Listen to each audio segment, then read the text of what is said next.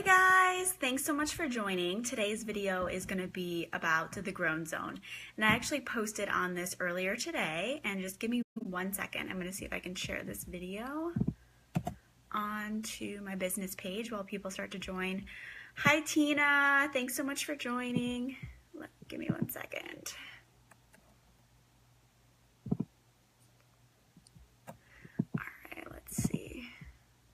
Hi, I see we have some live viewers. Just trying to share this on my other page. Give me 1 second, guys. Hope everyone's having an awesome day. Tina says hi. Hi, Tina. Okay, I think I'm good to go. So I'll just wait a couple seconds while I get this posted and have people join on. Awesome. My video is now posted in my group as well.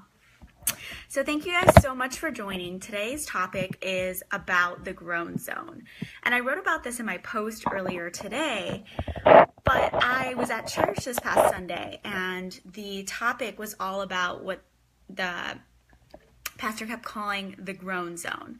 So there is your comfort zone where chances are you might be living in on a consistent basis. This is what feels familiar. This is what feels comfortable. This is kind of your routine in day-to-day life. And then growth, or what you really desire to create in your life, whether that's abundance, happiness, success, that new job, going out on that date, putting yourself out there in some capacity, growing your business, where your dreams and your desires and your passions really live is the growth zone. And in between these two zones of your comfort zone and your growth zone is what he referred to as the Groan Zone. And you probably have been in this before. So in the Groan Zone, you're in this transition period from being comfortable to getting what you want and what it takes to get from one to the other. And once you start to leave your comfort zone and enter the Groan Zone, all these different things will come up for you. So I'm going to share several examples that have happened in my own life, and feel free to post below. Maybe you're experiencing this same feeling or this same transition in your own life right now. So the first example that comes to my mind is when I was going to college. So I was in the car driving with my parents. I went to the University of Dayton in Dayton, Ohio. So if any of my college friends or colleagues are on, hey guys. But I was driving to college and I was in the back seat with my parents, literally bawling because I was scared. And I said, can we turn around? Do I really have to go?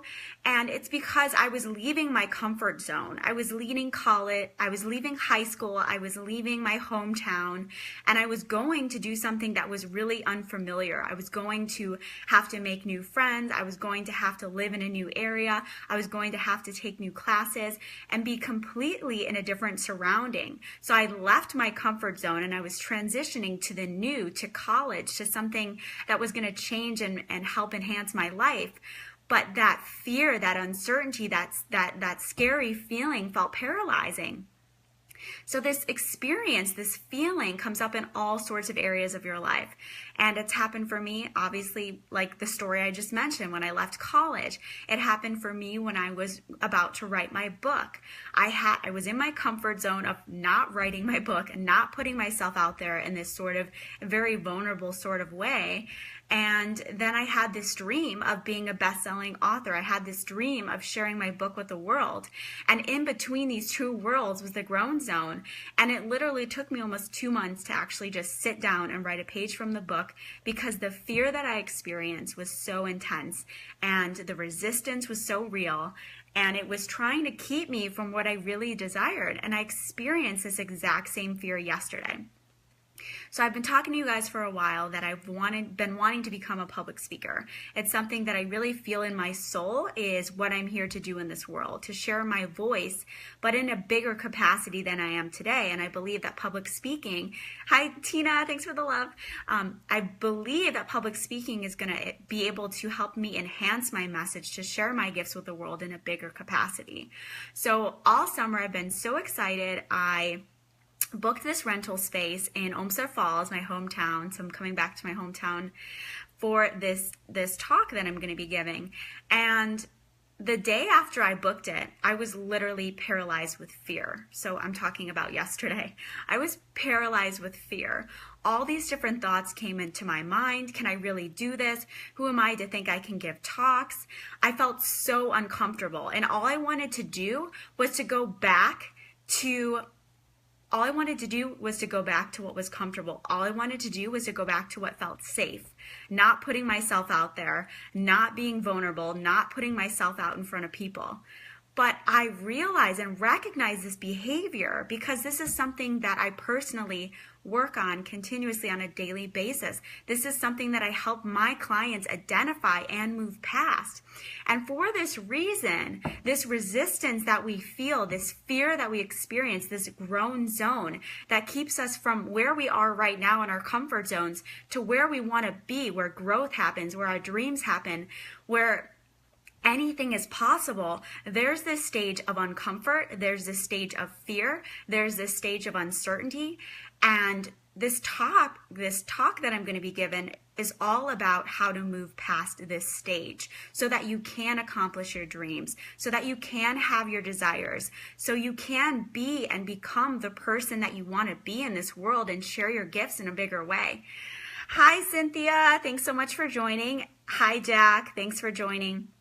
Tina says, so exciting. Home is where the heart is.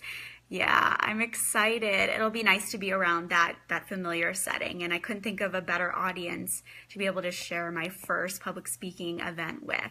So I'm really pumped. But I do want to talk about this experience. So I'm going to get more into it in depth in the event. So if you're in Cleveland or near the area, if you know anyone who lives there, feel free to share the event out. I would love to have you there. I would love to help you move past this fear.